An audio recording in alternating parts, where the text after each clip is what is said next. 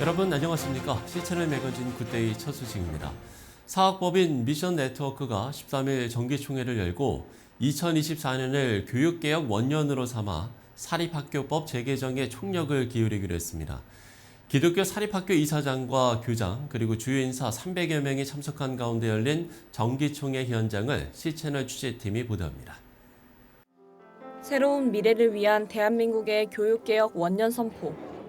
사학법인 미션 네트워크가 2024년을 교육개혁 원년으로 선포하고 한국교회 100만 성도 서명운동을 전개하는 등 기독교 교육 존립을 위한 대응에 사활을 걸기로 다짐했습니다. 지난 13일 엠베세더 서울 풀만 호텔에서 열린 사학 미션 네트워크 정기총회에 참석한 300여 명의 기독교 사학 주요 관계자들은 우선적으로 정부에 내년 고교학점제 도입에 앞서 권학이념 구현이 가능한 필수 과목 지정과 학부모들의 학교 선택권을 확대해 줄 것을 촉구하기로 결의했습니다. 2021년 개정된 사립학교법은 사학이 교원 임용을 위해 공개 전형을 실시할 때는 필기 시험을 실시해야 하고 이를 관할 시도 교육감에게 위탁해야 한다고 명시하고 있습니다. 사학 미션은 이 조항이 교원 임용에 대한 자율권을 침해한다고 보고 있는 상황입니다. 이날 정기총회에는 총선을 앞두고 여야를 대표해 최재형 국민의힘 의원과 김민석 더불어민주당 의원이 참석했으며 기독교 권학 이념이 구현될 수 있는 사학법 재개정의 필요성에 대해 공감했습니다. 기독교 사학이 그 고유의 역할을 통해서 대한민국의 미래에 기여할 수 있는 방안을 마련하는 것이 교육정책의 기본이 되어야 된다고 생각합니다. 권학 이념의 기초에서 자유롭게 교원들을 이렇게 임용할 수 있어야 된다는 것이 대단히 자연스러운 것이다.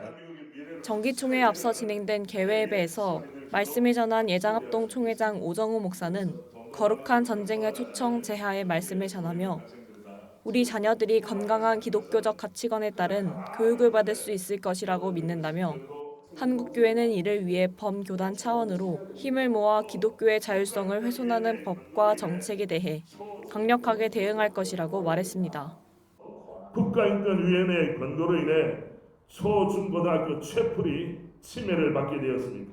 기독교 대학조차 채플을 드리기 어려운 시절을 맞고 있습니다. 정말 우리가 동지적인 결사의식을 가지고 느헤미야의 심정으로 싸울 때는 싸워서 우리의 권리와 하나님의 영광을 드러내는 우리 모두가 되기를 소원합니다. 한편 사학 미션은 이날 사학법 재개정을 위한 성명서 발표를 통해 한국교회는 범종교계 사립학교와 함께 사학법 재개정에 나설 것을 천명함과 동시에 기독교 학교가 권학이념 구현을 위해 인사권이 자주적으로 행사돼야 하며 학부모의 교육 선택권이 보장돼야 한다고 말했습니다. 또한 헌법이 명시한 교육의 자주성을 구현할 수 있도록 사립학교법 재개정에 나서며 이를 위해 한국교회 100만 성도 서명운동을 전개할 것이라고 밝혔습니다. 채널 뉴스 김지윤입니다. 순국열사 김마리아 서거 제80주기 추모식이 지난 13일 정신여자고등학교 대강당에서 열렸습니다. 김마리아 선생 기념사업회 주최로 열린 이번 추모식은 정신학원 전 이사장이자 영광교회 원로 목사인 이군식 목사가 김마리아의 신앙과 정신 제하의 말씀을 전했습니다. 이군식 목사는 김마리아 열사가 끊임없이 독립운동을 할 수 있었던 건 기독교 신앙이 있었기 때문이라며 우리나라의 독립을 앞당기는 데 큰 공적을 세웠다고 전했습니다.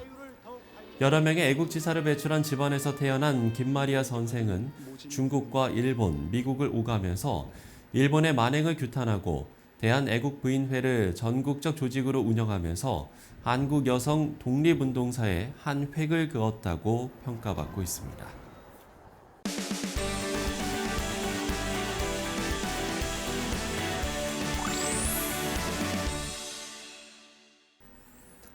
지난달 29일부터 3월 2일까지 에티오피아에서 처음으로 한인 선교사 수련회가 열렸습니다. 주강사로 다녀온 새 창조교회 천세조 목사 모시고 관련 이야기 들어보겠습니다. 목사님 안녕하십니까? 네, 반갑습니다. 네, 앞서 한인 선교사 수련회라고 말씀을 드렸는데요. 구체적으로 어떤 모임이었습니까? 예, 이번에는 제1회 한인 선교사 수련회가 있었습니다. 예. 에티오피아 수도인 아디스아바바에 있는 MCM 병원에서 후원해 주셔서 2박 3일 동안 선교사님들이 모여서 처음으로 이제 수련회를 하게 되었습니다. 한 마음으로 에티오피아를 품는 선교사, 그런 주제로 예. 한 30분 정도의 선교사님들을 모이셔서 처음으로 수련을 하게 되었습니다. 예. 말씀해 주신 것만으로도 매우 의미 있었다라는 생각이 드는데, 글쎄요, 한인 선교사 이 대회가 이번이 처음이라는 게 좀 의아하기도 하거든요. 사실은 우리 한국 교회가 에티오피아의 선교사를 처음으로 파송한 때는 네. 1968년입니다. 왜냐하면 68년도에 에티오피아의 황제였던 하일레 셀라시의 황제가 우리나라를 방문하게 됩니다. 방문 중에 영락교회에서 예배를 드리게 되었고요. 예, 예.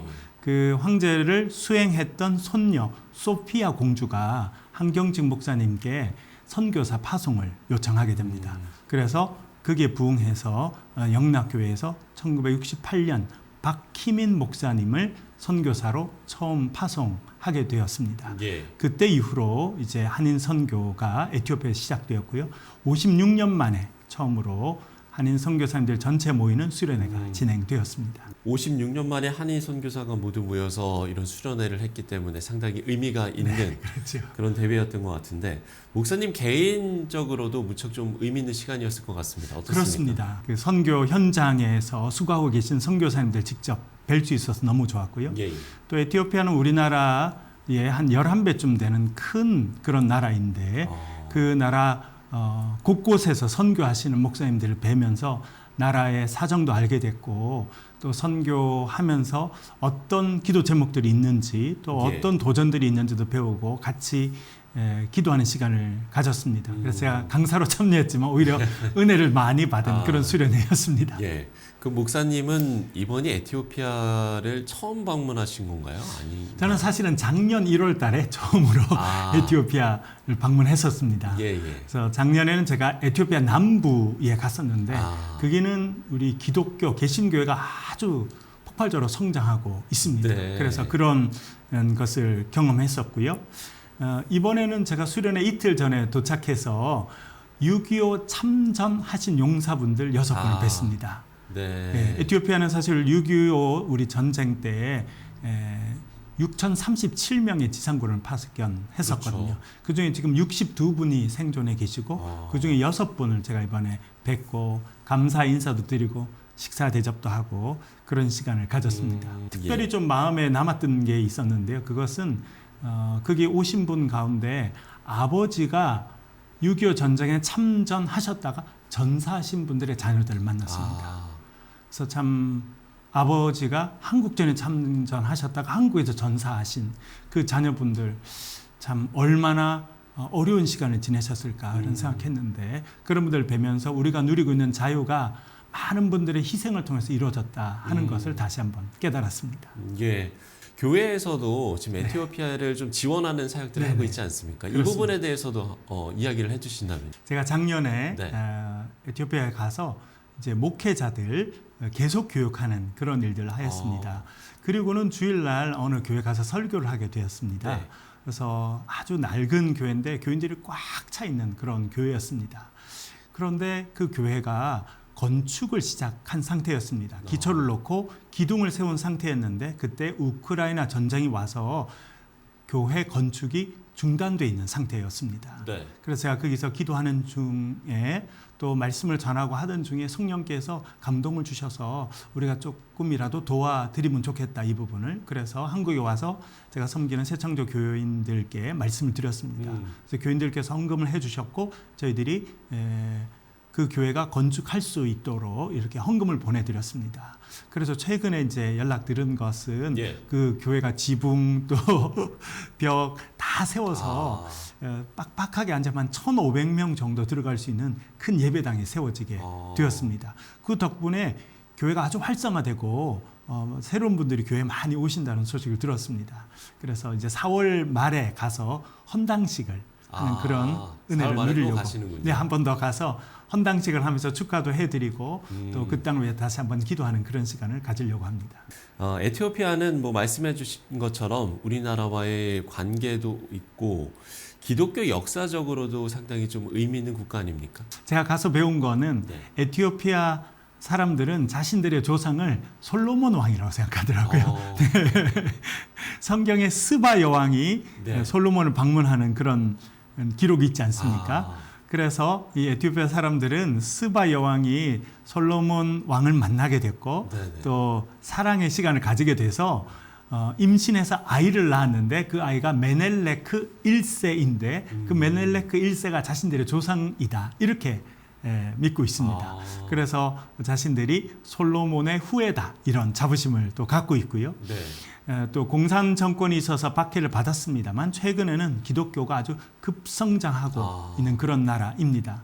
또한 그 주변에 있는 나라들로 선교사를 파송하면서 복음 전파도 힘쓰고 있는 나라다라고 하는 것을 알게 되었습니다. 예. 지금 기독교가 급성장하고 있다 이렇게 말씀을 해주셨는데 네. 그 뒷면에는 정말 선교사님들의 많은 헌신 그렇죠. 때문이지 않을까라는 생각이 들거든요. 예. 많은 열매들을 좀 맺었을 것 같아요. 어떻습니까? 그렇습니다. 제가 작년에도 그랬는데 이번에도 입국할 때 이렇게 여권을 내니까 그 여권 심사하시는 분이 네네. 어디를 가느냐 이렇게 물어보더라고요. 그래서 제가 Korean Hospital 한국 병원에 간다 이렇게 했거든요. 그 명성교회에서 후원해서 세우신 MCM 병원을 네네. 그 지역 사람들은 Korean Hospital이라고 부릅니다. 한국 병원이라고 한국 교회에 세워서. 예. 그래서 제가 그 교회를 간다 그랬더니 그분이 얼굴이 갑자기 밝아지면서 아 그러시냐고 잘 오셨다고 환영합니다. 뭐 이렇게 한국말로 한국말로 인사를 그러세요. 할 정도로 반갑게 이렇게 맞아 주셨습니다. 네. 그것은 저에게도 큰 인상으로 남았는데요.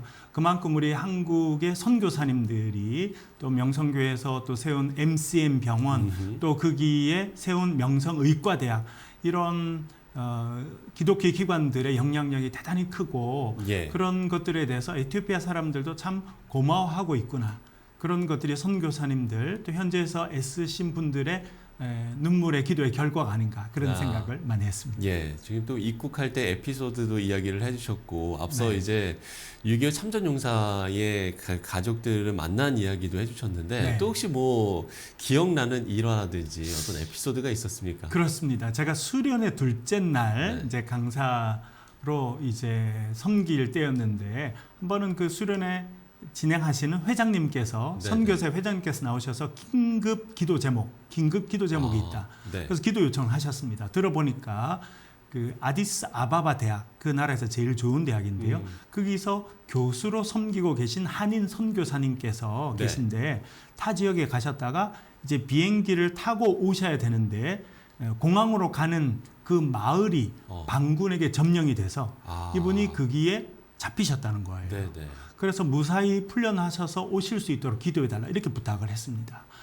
우리가 함께 기도하면서 제 마음에 야 정말 쉽지 않은 상황 가운데서 선교를 하고 계시는구나 그런 생각을 깊이 하게 됐습니다. 네. 그래서 이런 환경 가운데 기도하고 계신 우리 선교사님들 위해서도 기도해야겠다 그런 생각들을 또 하는 그런 계기였습니다. 예. 정말 이렇게 쉽지 않은 상황에서도 그야말로 선교사님들의 그 많은 헌신 때문에 그 어찌 보면 우리나라에서 상당히 먼 거리에 있는 나라잖아요. 네, 그 나라에서도 그렇게 열매를 맺고 있는 모습들을 저희가 확인할 수가 있는 것 같습니다. 글쎄 우리가 이제 기도로 함께 동참을 해야 되지 않겠습니까? 네. 끝으로 우리 시청자 여러분들께서 그 멀리 있는 에티오피아에서 정말 많은 수고와 헌신을 하고 계신 선교사님들을 위해서 어떤 좀 기도로 함께 동참하면 좋을지 기도 제목 나눠주시고 오늘 이야기 마무리 짓도록 하겠습니다. 크게 두 가지 기도 제목입니다. 하나는 에티오피아가 종족이 많이 나눠져 있습니다. 그래서 그 종족 갈등이 큽니다. 예. 그래서 정부군이 있고 또 반군이 있고 국지적인 그런 다툼과 전쟁들은 또 여전히 계속되는 중입니다. 그래서 종족 간의 갈등이 멈추고 화합할 수 있는 그런 나라가 되도록 또 우리가 기도해 주시면 좋을 것 같고요. 그다음에는 우리 선교사님들께서 말씀드린 것처럼 참 그런 위험한 가운데서도 사명감을 갖고 복음을 전하고 계십니다. 그러니까요. 그래서 선교사님들의 안전을 위해서 기도해 주시고 또 새롭게 조직돼서 성장하고 있는 우리 선교사회를 통해서 많은 분들이 위로도 받고 힘을 얻으시고 또 주님 주신 사명을 잘 감당하실 수 있도록 우리 선교사님과 또 선교사 회를 위해서도 기도해 주시면 좋을 것 같습니다. 예. 종족의 갈등이 하루빨리 좀 멈추고 화합하는 나라가 될 수 있도록 이렇게 좀 기도 제목을 나눠주셨고요. 또 선교사님의 안전과 또 그들의 사역을 위해서 우리가 함께 기도해 주셨으면 하는 기도 제목까지 이야기해 주셨습니다. 네, 지금까지 새창조교회 천세종 목사와 함께 이야기 나눠봤습니다. 목사님 오늘 말씀 고맙습니다. 네, 감사합니다.